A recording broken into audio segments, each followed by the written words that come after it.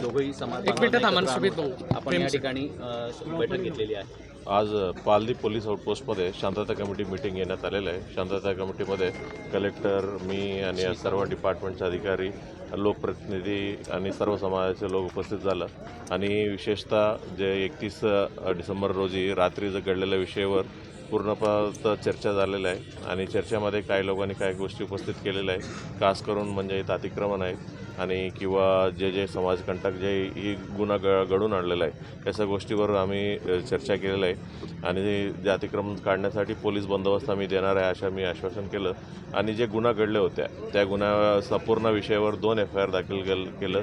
एक जे मेन जे FIR आहे ज्याच्यामध्ये जालपूल झाले होते त्या गुन्ह्यामध्ये ते दिवशी आम्ही 7 आरोपींना अटक केले होते आणि अजूनही म्हणजे CCTV फुटेज म्हणजे जे लोकल दुकानदारांकडनं CCTV फुटेज आणि इन्व्हेस्टिगेशन देखील केलं आणि अजूनही एक 8 लोकांना आम्ही त्यांचं नाव वगैरे माहिती पडलेलं आहे। ते लोकांना अटक करण्याचा आमचा प्रयत्न चालूच आहे आणि जे समाजकंटक असे गुन्हा घडून आणलेल्या होत्या म्हणजे ते गुन्हा केलं होत्या अशा लोकांवरती आम्ही योग्य तो प्रतिबंधक कारवाई देखील करणार आहे अशा लोकांना आम्ही आश्वासन दिलेलं आहे आणि सर्वत्र आजच्या परिस्थितीमध्ये पूर्ण पालदी टाऊनमध्ये पूर्ण शांतता आहे आणि शांतता असल्यामुळे आता जे काही पोलीस बंदोबस्त आहे मिनिमम बंदोबस्त येऊन म्हणजे बाकी जे ॲडिशनल बंदोबस्त होते ती आम्ही उद्या सकाळपासून काढणार आहे। ठीक आहे, जनतेला काय आव्हान करणार आहे आपण सोशल मीडियाच्या माध्यमातून? जनतेला मी हीच आवाहन करतो म्हणजे जर या असे गुन्हा जे कोणी केलेले आहे त्याच्यावरती गुन्हा दाखल केला आम्ही अटकेचं देखील आम्ही कारवाई करण्यात आलेलं आहे। म्हणून म्हणजे जर कोणताही व्हिडिओ असेल किंवा ऑडिओ असतील अशा कोणी म्हणजे फॉरवर्ड करू नये जेणेकरून म्हणजे एरियामध्ये शांतता डिस्टर्ब होईल अशा कोणत्याही गोष्टी कोणी करू नये आणि आम्ही सर्व आमची जबाबदारी आहे सर्व व्यवस्थितपणे आम्ही करत आहे। काय सांगणार 31 डिसेंबरला जी घटना घडली होती त्या पार्श्वभूमीवर आज साधारण शांततेची बैठक घेण्यात आली गेल्या 3 दिवसाचा कर्फ्यू या ठिकाणी होता। 31 डिसेंबरचे रात्री जो घटना घडली होती त्याच्यामध्ये तत्काळ पोलीस विभागांनी आणि सगळे जो गावाचे जो लोक आहेत ते सगळे येऊन म्हणजे अर्धा तासाच्या आतमध्ये सगळे गोष्टीला कंट्रोलमध्ये आणण्याचा प्रयत्न केला होता। त्याच्यानंतर एक प्रिव्हेंटिव्ह ॲक्शन म्हणून 163 BNSS कायदा अंतर्गत लागू करण्यात आला होता।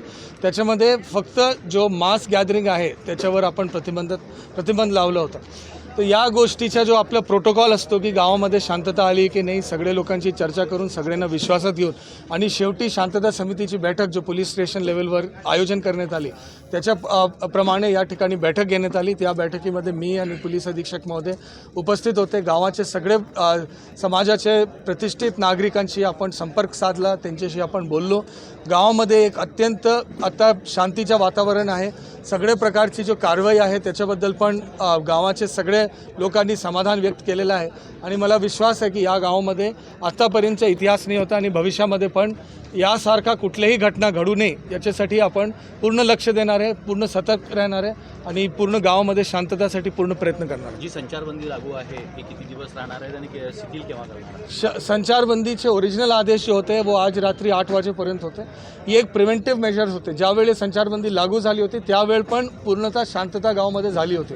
त्याच्यानंतर एक प्रिव्हेंटिव्ह मेजर म्हणून जो स्टँडर्ड ऑपरेटिंग प्रोसिजर आहे त्या अनुषंगाने संचारबंदी असेल या मास गॅदरिंगवर आपण फक्त निर्बंध आणला होता त्या गोष्टी आपण या ठिकाणी लावला। पोलीसची व्यापक बंदोबस्त त्या ठिकाणी ठेवली।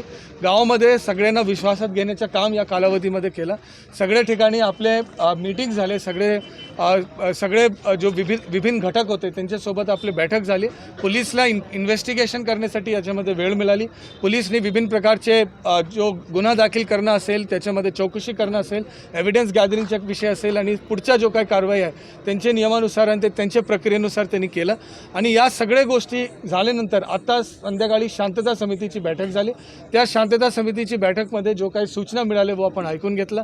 त्यांच्या सगळ्यांमध्ये एक प्रकारचे समन्वय साधून दिला आणि गावामध्ये पूर्णतः शांतता आहे। आपण स्वतः या ठिकाणी फिरत आहे मागचे 2 दिवसपासून आणि त्या शांतताप्रमाणे आपण प्रयत्न करतोय की म्हणजे आज 8 वाजेपासून सगळे निर्बंध आपण उचलतोय आणि आपण पूर्ण सतर्कतामध्ये आहे, परंतु कुठल्याही प्रकारची या ठिकाणी प्रिव्हेंटिव्ह ॲक्शनची गरज नाही आहे।